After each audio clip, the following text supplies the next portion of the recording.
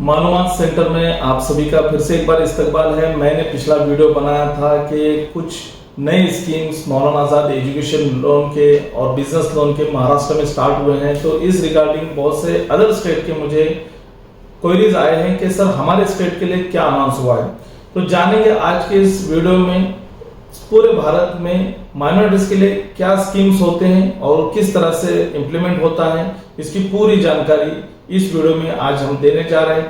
मैं हूं इरफान सैयद और आप देख रहे हैं मालूमात centre by MMNF Maharashtra minority NGO forum की तरफ से ये मालूमात सेंटर चलता है। और अगर आप नए हो तो इस चैनल को सब्सक्राइब कीजिए और बेल आइकन को प्रेस कीजिए ताकि तमाम अपडेट आपको वक्त पर मिलते रहेंगे। तो जैसे कि मैंने कहा कि ये वीडियो जो होगा ये थोड़ा सा लंबा होगा आज का वीडियो, क्योंकि बहुत सारे नए अपडेट आ चुके हैं, बहुत सारे चेंजेस हो चुके हैं, स्कीम में चेंजेस हुए हैं और भी बहुत सारी चीजें हैं। तो ये सब चीजें हम जानेंगे। उससे पहले आपको जानना जरूरी है कि माइनॉरिटीज में कौन कौन आते हैं। तो मैं वही कहूंगा कि 6 कम्युनिटी ऑल ओवर इंडिया में माइनॉरिटीज में आते हैं, जिसमें मुस्लिम हैं, जैन हैं, बौद्ध हैं, क्रिश्चियन हैं, पारसी हैं और सिख हैं। इसी के साथ में महाराष्ट्र में ज्यू कम्युनिटी को भी माइनॉरिटीज में दाखिल किया गया है। तो एक 7 कम्युनिटी जो है ये माइनॉरिटीज से बिलोंग करते हैं। तो इन सब के लिए कमीशन बना हुआ है सेंट्रल लेवल पर गवर्नमेंट ऑफ इंडिया की तरफ से। उसका नाम है national minorities development and financial corporation. तो ये जो आप देख रहे हैं अपने स्क्रीन पर, ये उसकी वेबसाइट है, लिंक ऊपर दी हुई है। और इसका होम पेज जो आप स्क्रीन पर देख रहे हैं, तो इसमें देखिए ये पूरे भारत के माइनॉरिटीज के डेवलपमेंट के लिए काम करने वाली कॉर्पोरेशन है। इसी के जरिए सभी स्टेट में काम चलता है। आपको दिल्ली में जाकर एप्लीकेशन करने की जरूरत नहीं है, आपके स्टेट में आपको अप्लाई करना और आपके स्टेट चैनलाइज एजेंसी जो होती है उसी के जरिए आपको ये पेमेंट जो स्कीम का बेनिफिट है वो मिलेगा। तो जैसे कि आप स्कीम यहाँ पर स्क्रीन पर देख रहे हैं कि जैसे यूपी का हो तो UP financial development corporation minorities के लिए, गुजरात हो तो गुजरात के लिए Gujarat minorities financial development corporation. तो ये हर स्टेट के हैं। आप सर्च कीजिए, आप जिस भी स्टेट से बिलोंग करते हैं उस स्टेट की कॉन्टेक्ट नंबर्स और बाकी सब ईमेल आईडी, वेबसाइट लिंक आपको मिल जाएगी। हर स्टेट का कॉर्पोरेशन का काम करने का तरीका अलग है, लेकिन स्कीम जो होगी ओवरऑल सभी को एक जैसी होगी। अब जैसे महाराष्ट्र में Maulana Azad financial development corporation है, ये भी चैनलाइज एजेंसी है NMFDC के लिए। तो यहाँ पर होता क्या है कि महाराष्ट्र में मौलाना आजाद एजुकेशन लोन मिलता है 5 लाख का, उससे ज्यादा उसकी लिमिट है नहीं और रेट ऑफ इंटरेस्ट भी होता है 3% का। लेकिन अब जैसे मैंने पिछले वीडियो में कहा कि सेंट्रल गवर्नमेंट से जो फंड अलॉट हुआ है, मतलब यही नेशनल कॉर्पोरेशन की तरफ से जो स्टेट कॉर्पोरेशन को फंड अलॉट हुआ है, तो अब नेशनल लेवल की जो स्कीम थी वो स्कीम भी इसमें जोड़ी जाएगी और उसके साथ में एजुकेशन लोन दिया जाएगा।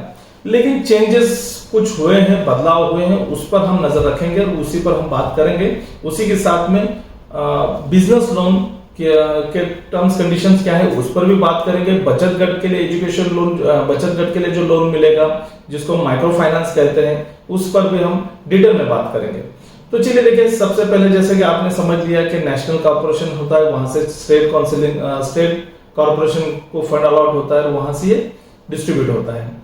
अब मैं बात करता हूं महाराष्ट्र की में जो मौलाना आजाद का एजुकेशन लोन है वो 5 लाख का है, लेकिन आपको 20 से 30 लाख रुपए तक का लोन अब मिलने जा रहा है। उसी तरह अदर स्टेट में भी मिलेगा। लेकिन इसके लिए एक चीज आपको जरूर समझने की जरूरत है, वो है क्रेडिट लाइन 1 और क्रेडिट लाइन 2। ये क्या होता है क्रेडिट लाइन 1 और क्रेडिट लाइन 2? तो क्रेडिट लाइन 1 मींस आप अगर ये इनकम बेस्ड क्राइटेरिया डिसाइड किया हुआ है आपका, अगर आप ग्रामीण इलाके में रहते हो, रूरल एरिया में, तो आपका इनकम जो होता है वो 98,000 होना चाहिए। या फिर आप शहरी इलाके में, अर्बन एरिया में रह रहे हैं और आपका इनकम क्राइटेरिया 1,20,000 का है, तो आप क्रेडिट लाइन 1 में आएंगे। यहाँ स्क्रीन पर आप समझ सकते हैं। और क्रेडिट लाइन 2 जो है जिनका इनकम इससे ज्यादा है, मतलब रूरल एरिया में है लेकिन 98,000 से ज्यादा उसका इनकम है, तो क्रेडिट लाइन 2 में आ गया।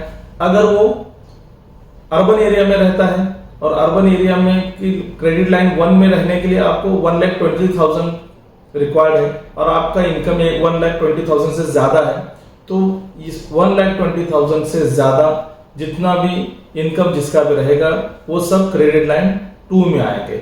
और क्रेडिट लाइन 2 और क्रेडिट लाइन 1 में लोन अमाउंट, स्कीम बेनिफिट सब एक जैसे रहेंगे।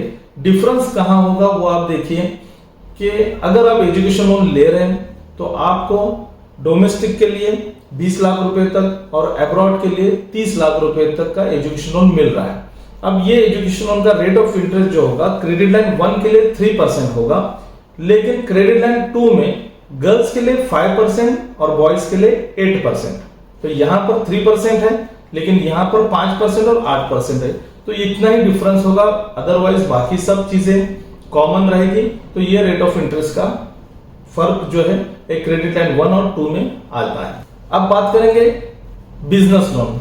जैसे महाराष्ट्र में उन्नति टर्म लोन के नाम से बिजनेस लोन मिलने जा रहा है। अब इसका भी अगर आप लिमिट देखेंगे तो इसमें भी वही क्रेडिट लाइन 1 और क्रेडिट लाइन 2 का क्राइटेरिया आएगा।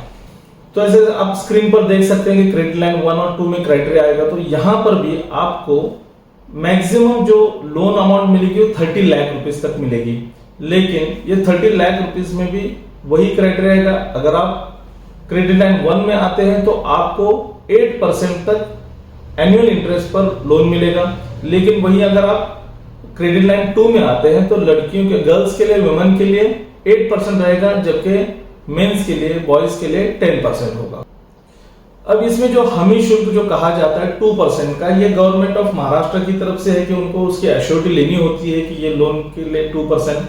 तो हो सकता है गवर्नमेंट चाहे तो ये 2% आपको लौटा दे या फिर इसको सब्सिडाइज किसी सब्सिडी में दे दे, गवर्नमेंट का अपना रोल होगा।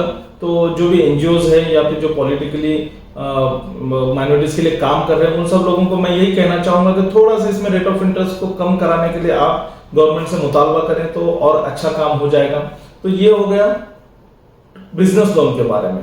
अब थर्ड वन जो लोन है वो है महिला बचत गट लोन, जिसको हम सूक्ष्म पद पुरवठा योजना या माइक्रो फाइनेंस लोन भी कह सकते हैं, माइक्रो फाइनेंस स्कीम भी कह सकते हैं। तो इसमें आप देखिए क्रेडिट लाइन 1 में जो रहेगा आपका रेट ऑफ इंटरेस्ट जो रहेगा 7% प्लस 2% जो स्टेट गवर्नमेंट का हमी शुल्क होता है 9% होगा, लेकिन वहीं पर आप क्रेडिट लाइन 2 में होते तो यहाँ पर 12% होता है। लेकिन इसमें क्राइटेरिया में बहुत ही सख्त क्राइटेरिया है जिसमें बहुत सारे बचत गट नहीं आते। नेशनल अर्बन लाइवलीहुड मिशन और Maharashtra state rural livelihood mission, ये दोनों मिशन के अंतर्गत जो बचत गट आते हैं उन्हीं को डिसबर्समेंट होगा। और इसके थोड़े से क्राइटेरिया जो है बार बार इसमें चेंजेस हो रहे हैं। तो इसके लिए मैं यही कहूंगा कि आप जो बचत गट के योजनाओं के बारे में आप अपने डिस्ट्रिक्ट ऑफिसर जो है अपने अपने डिस्ट्रिक्ट में उनसे राब्ता कीजिए, ताकि जो अपडेट है वो मिल जाएंगे। और उसी तरह जैसे मालूमात सेंटर पे भी अपडेट आएंगे तो हम आपको जरूर देंगे। अब देखिए हो गया लोन के बारे में कि कितनी अमाउंट आपको मिलेगी और मैं उसके क्राइटेरिया क्या है, एलिजिबिलिटी क्या है। लेकिन अब सबसे जरूरी चीज वो है गारंटर। मौलाना साहब एजुकेशन लोन हो या माइनॉरिटीज का कोई भी लोन हो, उसके लिए आपको गारंटर जरूरी होता है। भले आपका लोन अमाउंट 1 लाख हो या 20 लाख हो, गारंटर जरूरी है, गारंटी आपने देनी चाहिए। तो गारंटर किस तरह से होना चाहिए, गारंटी कौन सी चीज की देनी चाहिए? तो देखिए सबसे पहले तो बात आती है कि आपके पास अगर कोई ऐसी प्रॉपर्टी हो जिसकी वैल्यूएशन आपके रिक्वायरमेंट लोन के बराबर की हो तो आप वो प्रॉपर्टी के अगेंस्ट में लोन ले सकते हैं। सेकंड, अगर आपके पास फिक्स डिपॉजिट अमाउंट हो बैंक में या एफडी हो, आपके पास ना हो या फिर आपके कोई रिलेटिव्स दोस्त के पास हो, वो गारंटर अगर बन सकता है कि मान लीजिए आपको 10 लाख का लोन चाहिए और उसकी fix deposit FD value 10 lakh रुपए है तो वो भी गारंटर बन सकता है। अगर एलआईसी पॉलिसी हम सभी लोग निकालते हैं, आपकी जो पॉलिसी है अगर किसी की ऐसी पॉलिसी हो कि वो 5 लाख 10 लाख जो भी उसकी अमाउंट हो, सम एश्योर्ड अमाउंट, लेकिन एक आज अगर आपको लोन करना है और आज की उसकी सरेंडर वैल्यू एटलीस्ट उतनी होनी चाहिए, तो एलआईसी होल्डर एलआईसी पॉलिसी के अगेंस्ट में भी आप गारंटी देकर लोन ले सकते हैं। अब इसमें होता है कि तो पहली ये चीज हो गई। सेकंड है कि आप किसी भी सर्विस गारंटर को भी पेश कर सकते हैं, जो गवर्नमेंट सर्विस हो या सेमी गवर्नमेंट में सर्विस हो, परमानेंट जॉब हो। तो इसमें क्या होता है कि उसकी सैलरी जो है एनुअली सैलरी का अगर इनकम उसका 10 लाख के अंदर होगा तो उसको 5 लाख तक का मतलब उस ऐसा गारंटर होगा तो एप्लीकेंट को 5 लाख तक का लोन मिल जाएगा एट द रेट ऑफ 3%। ठीक है, लेकिन अगर उसका इनकम 10 लाख से ज्यादा है, मतलब सैलरी अगर उसकी एनुअली 10 लाख से ज्यादा हो रही है, तो फिर वहां पर स्टूडेंट को 10 लाख से ज्यादा का एजुकेशन लोन मिल सकता है। इसमें दो चीजें जो बदलाव, क्या क्या बदलाव हुए हैं Maulana Azad education loan business loan के स्कीम में। सबसे पहले आपका बैंक अकाउंट जो है एसबीआई में, स्टेट बैंक ऑफ इंडिया में होना बहुत ही जरूरी है। बहुत से बच्चे पूछ रहे कि अब हम क्यों स्टेट बैंक इंडिया में निकाले, तो Maulana Azad financial development corporation का अकाउंट एसबीआई में है। एसबीआई टू एसबीआई आपको फंड डिसबर्समेंट जल्दी होता है। एसबीआई टू एसबीआई अगर आप रीपेमेंट करते हो तो कहीं चेक आपका बाउंस हो जाता है, कुछ प्रॉब्लम हो जाता है, तो आपको चार्जेस नहीं लगेंगे। तो ये सारी चीजों को ध्यान में रखते हुए एसबीआई में अकाउंट कंपल्सन है। सेकंड जो सबसे बड़ा बदलाव ये है कि अब आप जो आईटी रिटर्न गारंटर देते थे, व्यवसायिक जामीनदार जिसे हम कहते हैं, अब वो नहीं चलेंगे, क्योंकि यहाँ पर कोई सिक्योरिटी हो ही नहीं रही ना। अभी वैसे मैं भी एक बिजनेसमैन हूँ, हालांकि मैं इसका अपोज करता हूँ, क्योंकि मैं बिजनेस हूँ, मेरा इनकम क्राइटेरिया एनुअली 8 लाख से 10 लाख आईटी रिटर्न है, मैं इनकम टैक्स पे करता हूँ लगातार 7-8 साल से। लेकिन मैं किसी को एजुकेशन लोन के लिए गारंटर नहीं बन सकता। क्यों? क्योंकि मेरा ऑन रिकॉर्ड पेपर स्ट्रांग है, लेकिन एज ए गारंटी सिक्योरिटी के तौर पे मैं कुछ भी नहीं दे रहा हूं मौलाना आजाद कॉर्पोरेशन को। तो इस वजह से हो सकता है कि अभी तक तो चल रहे थे ऐसे गारंटर के अगेंस्ट भी लोन डिसबर्समेंट हुए हैं, लेकिन शायद कॉर्पोरेशन ये बंद कर दे। अभी वो रूल पहले डिसाइड हुआ था कि 3 लाख रुपए तक का लोन, सिर्फ मैक्सिमम 3 लाख रुपए तक का लोन मिलेगा अगर आपका गारंटर आईटी रिटर्न है, लेकिन अब उसमें भी कुछ चेंजेस होंगे जल्दी, आपको वो डिस्ट्रिक्ट मैनेजर के थ्रू आपको समझ में आ जाएंगे। थर्ड वन, जो प्राइवेट जॉब जो होते थे, तो प्राइवेट जॉब में भी इसके पहले प्राइवेट जॉब को एज ए गारंटर के तौर पे एक्सेप्ट किया जाता था, लेकिन मीनवाइल अब बहुत सारे केसेस ऐसे हुए हैं कि जॉब से निकालना, या फिर जैसे भी हम बायजूस का देख रहे हैं, या बहुत सारे ऐसे मल्टीनेशनल कंपनीज का देखते हैं कि रिसेशन आ जाता है तो एकदम पूरे लॉट में बहुत सारे उनकी नौकरियां चली जाती है। तो ये प्राइवेट जॉब का यही बहुत सबसे बड़ा खतरा है। तो इस वजह से प्राइवेट जॉब वालों को भी थोड़ा सा प्रेफरेंस कम दिया जा रहा है। तो सबसे बेस्ट है कि अगर आपके पास प्रॉपर्टी हो जिसकी वैल्यूएशन आपके रिक्वायर्ड लोन की अमाउंट कितनी हो, तो आप उसको एज ए कोलैटरल सिक्योरिटी दे सकते हैं, या फिर गवर्नमेंट सर्विस करने वाला कोई भी गारंटर बन सकता है।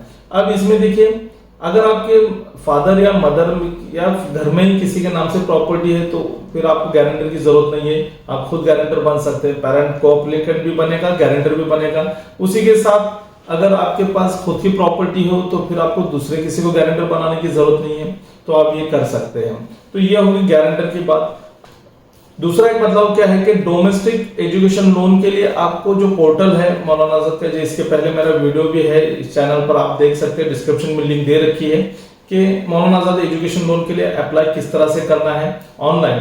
तो ये ऑनलाइन का वीडियो आप देख लें। लेकिन अब्रॉड एजुकेशन लोन के लिए जो अप्लाई करना चाहते हैं उन्हें अभी ऑनलाइन एप्लीकेशन फिल करने में दिक्कत आ रही है, इसलिए कॉर्पोरेशन ने डिसाइड किया है कि ये जो आप स्क्रीन पर देख रहे हैं, ये 3 पेज का पीडीएफ फॉर्मेट में एक एप्लीकेशन है जो आपको ऑफलाइन फिल करके अपने डिस्ट्रिक्ट मैनेजर के पास देना है। अब जिनको ये डॉक्यूमेंट चाहिए होगा तो वो जो अपना हेल्पलाइन नंबर है उस पर सिर्फ एजुकेशन लोन फॉर अब्रॉड इतना लिख देंगे तो हम भेज देंगे। अब ये चीज होती है एजुकेशन लोन से सबसे जरूरी चीज है कि रिक्वायर्ड डॉक्यूमेंट्स क्या है। तो ये देखिए, required documents Maulana Azad education loan के आपके सामने हैं, जिसमें स्टूडेंट के अलग होंगे, उसी के साथ में को-एप्लीकेंट मतलब मदर या फादर के अलग होंगे, और गारंटर के डॉक्यूमेंट अलग होंगे। तो इसमें ये सब डॉक्यूमेंट तो आप रिक्वायर्ड डॉक्यूमेंट लिखकर भेजेंगे तो मैं आपको पीडीएफ भेज दूंगा।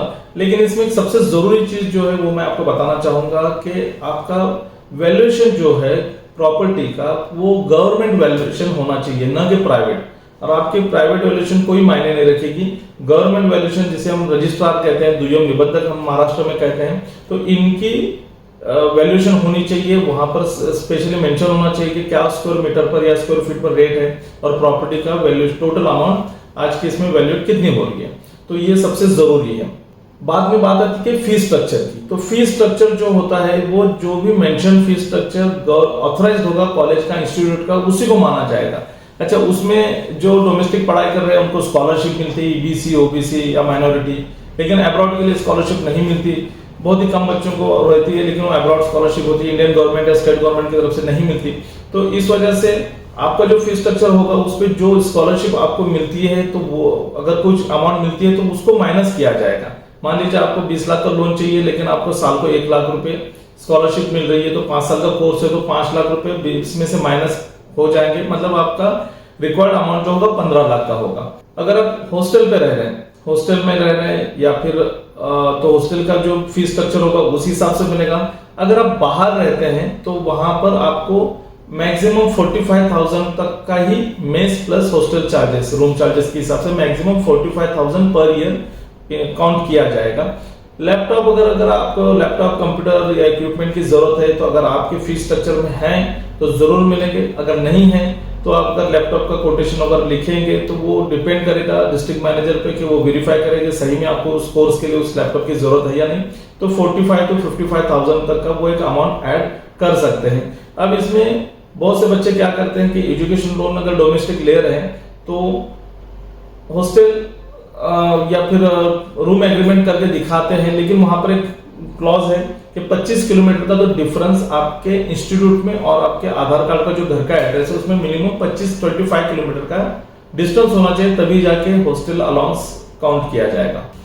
अब जो सर्विस गारंटर है वो इससे पहले सिर्फ एक को ही गारंटी दे सकता था, लेकिन अभी नए रूल के हिसाब से सर्विस गारंटर 2 बच्चों को गारंटी दे सकता है, लेकिन वो दोनों बच्चे ब्लड रिलेशन में के एक ही फैमिली के होने चाहिए। इस बच्चे को एक अलग उस बच्चे को अलग ऐसे नहीं हो सकता। एक ही फैमिली के अगर 2 स्टूडेंट है ब्लड रिलेशन में है तो सर्विस गारंटर जो है वो दोनों की गारंटी ले सकता है, लेकिन उसकी फिर इनकम क्राइटेरिया उस वैल्यूएशन वो जो रिक्वायर्ड लोन अमाउंट के बराबर होनी चाहिए। एज क्राइटेरिया बहुत से जरूरी है कि जो सर्विस गारंटर है लोन अमाउंट अभी आपका होगा 5 साल का मान लीजिए कोर्स है, उसके बाद में रीपेमेंट 5 साल 10 साल का, तो एक्चुअली उसकी 11 साल तक की सर्विस आज उसकी बाकी होनी चाहिए। मींस जो लास्ट आपका जो ईएमआई पेड होगा उसके बाद भी उसकी 1 साल की सर्विस बाकी होनी चाहिए। तो अगर उस हिसाब से सोचें तो 48 एज है मैक्सिमम एज आ जाती है सर्विस गारंटर के लिए, लेकिन प्रॉपर्टी होल्डर जो होगा गारंटर उसके लिए एज क्राइटेरिया का कोई लिमिटेशन नहीं है, फिर वो 16 से लेके 60-70 तक भी चल जाएगी। अब सबसे जरूरी बात कि ये जो एजुकेशन लोन जो स्टेट गवर्नमेंट की तरफ से जो हमें महाराष्ट्र की तरफ से मिलेगा वो 5 लाख तक का ही रहेगा, लेकिन ये 20 लाख 30 लाख का जो लोन अमाउंट जो मिलेगा ये सेंट्रल गवर्नमेंट की तरफ से जो फंड अलॉट हुआ है उसके अंडर में मिलेगा। तो अभी फंड कितना अलॉट हुआ मैं तो नहीं जानता, लेकिन हमेशा कम होता है अलॉट, तो इस वजह से हो सकता है कि जो first come first preference base पर जो एलिजिबल कैंडिडेट हो जिनके फाइल सही से हो उनको मिलेगा, बाकी के लिए शायद होगा थोड़ा सा अगर फंड खत्म हो जाए तो वेट करना पड़ेगा, या अदरवाइज मैं गलत हो सकता हूँ कि फंड बहुत ज्यादा आया होगा तो सभी को मिल जाएगा। तो इसलिए मैं सभी सोशल वर्कर या पॉलिटिकली जो इन माइनॉरिटीज के लिए काम कर रहे हैं सभी से रिक्वेस्ट करूंगा कि आप अपने अपने स्टेट का फंड कितना अलॉट हो रहा है ये भी देखिए, और जो भी एनजीओज है माइनॉरिटीज के लिए काम करने वाले जो सोशल वर्कर हैं सभी लोगों से रिक्वेस्ट है कि सेंट्रल गवर्नमेंट हो या नेशनल स्टेट गवर्नमेंट हो सभी से आप अपील कीजिए, दरखास्त कीजिए कि माइनॉरिटीज के लिए जो अच्छे स्कीम्स निकाले हैं अगर उसमें फंड अगर कम हो रहा है तो थोड़ा सा फंड को बढ़ाएं, फंड अलॉट करें ताकि सभी बच्चे जितने भी एप्लीकेशन कर रहे हैं उन सबको मिल जाए।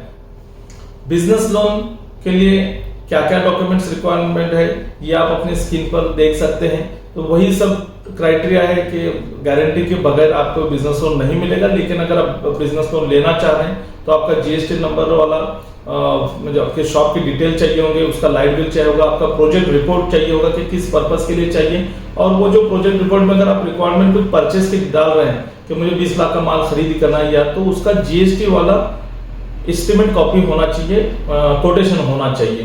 तो ये सारा क्राइटेरिया है, आप अपने अपने डिस्ट्रिक्ट मैनेजर्स के पास जाके फाइल सबमिट कर सकते हैं। ऑनलाइन एप्लीकेशन तो रेगुलर जो पहले के एजुकेशन लोन है वो तो चलेंगे, लेकिन अभी जो बिजनेस लोन और उन्नति बिजनेस लोन और उसी के साथ अब्रॉड एजुकेशन लोन है इसके लिए आपको ऑफलाइन फॉर्म फिलअप करना है और अपने डिस्ट्रिक्ट मैनेजर के पास जाके सबमिट करना है। ये स्क्रीन पर है डिस्ट्रिक्ट मैनेजर की लिस्ट ऑल ओवर महाराष्ट्र में कौन कौन से डिस्ट्रिक्ट में एड्रेस किधर है, मौलाना आजाद महामंडल के ऑफिस का कौन, उसके जिला व्यवस्थापक डिस्ट्रिक्ट मैनेजर कौन है, उनका फोन नंबर, वर्किंग डेज, ये भी अगर आप सिर्फ मौलाना आजाद महामंडल ऑफिस ऐसा लिखकर भी व्हाट्सएप अपने करेंगे हेल्पलाइन नंबर पर तो आपको लिस्ट आ जाएगी। तो आखिर में मैं इतना ही कहना चाहूंगा कि ये सारे डिटेल जो आपने सुने हैं और आप अगर लोन के लिए अप्लाई करने जा रहे हैं तो डॉक्यूमेंट्स आपके 2 कॉपीज में होनी चाहिए। 2 कॉपीज आपने सबमिट करनी है ताकि एक कॉपी डिस्ट्रिक्ट ऑफिस पर रहेगी और एक कॉपी मुंबई हेड ऑफिस जाएगी और वहां से फिर आपको सैंक्शन लेटर आ जाएगा। कुछ अभी चेंजेस बहुत सारे हो रहे हैं, जैसे कि मैंने पिछली वीडियो में कहा था, जो मौलाना आजाद महामंडल के एमडी साहब है डॉक्टर लाल मियां शेख साहब, इन्होंने कुछ इन अच्छे इकदाम उठाए हैं जिसकी वजह से प्रोसेस भी थोड़ी सी फास्ट हो रही है और प्रोसेस फास्ट होने की वजह से जल्दी डिस्बर्समेंट भी होगा, हो सकता है। एक स्कीम उन्होंने ये भी लॉन्च की है जो हमने सुनी है कि नीट के एग्जाम होने के बाद, जेईई के एग्जाम होने के बाद आप एप्लीकेशन कर सकते हैं कि 3 लाख रुपए तक का आपको एडवांस में एजुकेशन लोन सैंक्शन होगा एडमिशन होने से पहले ही। अगर आपका एडमिशन कंफर्म हो जाता है तो आप वो 3 लाख यूज कर सकते हैं फर्स्ट इंस्टॉलमेंट के लिए, अदरवाइज फिर वो 3 लाख आपको लौटाने होंगे। इस तरह से बहुत सारी चीजें हैं, लेकिन मैं उसमें नहीं पढ़ूंगा। मैं यही कहूंगा कि आप एडमिशन कंफर्म कीजिए और उसके बाद ही एजुकेशन लोन के लिए पूरे अमाउंट के लिए अप्लाई कीजिए। तो ये होगी आज की पूरी डिटेल्स मालूमात। इसी तरह के इंफॉर्मेटिव वीडियोस आप तक जरूर आते रहेंगे। ये हमारा व्हाट्सएप हेल्पलाइन नंबर है, इस पर कॉल बिल्कुल भी नहीं करना है। इस व्हाट्सएप हेल्पलाइन नंबर पर आप जो भी आपकी क्वेरीज हो व्हाट्सएप पर लिखकर पूछ सकते हैं, कॉल मत कीजिए, आपको 24 आवर्स में रिप्लाई मिल जाएगा। उसी तरह से ये जो चैनल है यूट्यूब चैनल, इसको आप सब्सक्राइब कीजिए और इस पर तमाम वीडियोस अपलोडेड हैं इसके पहले के भी एजुकेशन लोन के।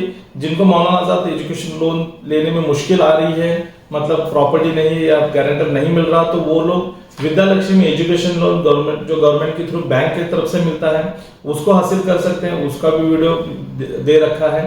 तो ये सारे स्कीम्स की मालूमात आपको वक्त पर मिलती रहेगी। चलिए मिलते हैं अगले वीडियो में। शुक्रिया, जय हिंद।